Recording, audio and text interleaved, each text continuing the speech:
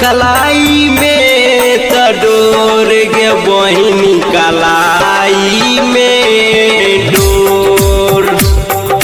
खुश रह जिंदगी भर गे बहिनी खुश रह जिंदगी भर।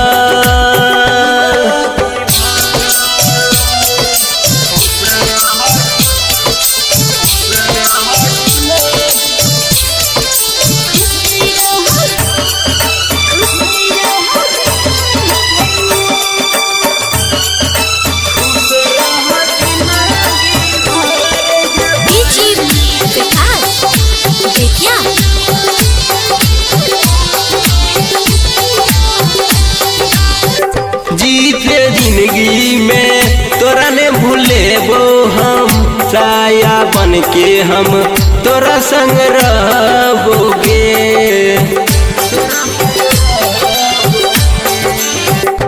भाई बहिन के रिश्ता निभाइबो, भाई बहिन के प्यार ने भूलेबो।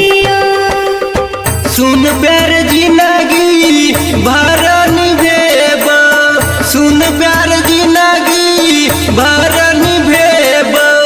आवत जाए तो हम रहबो दुआरे बा आवत रहबोगे।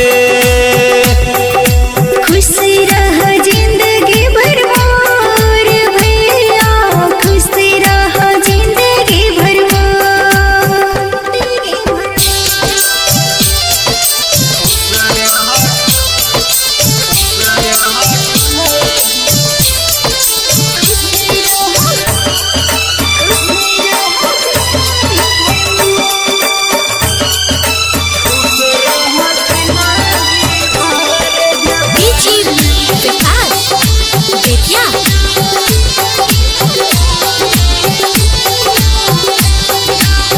राखी तोरा से हम बनेबोगे, जे जे कहबे हम सब कुछ देबोगे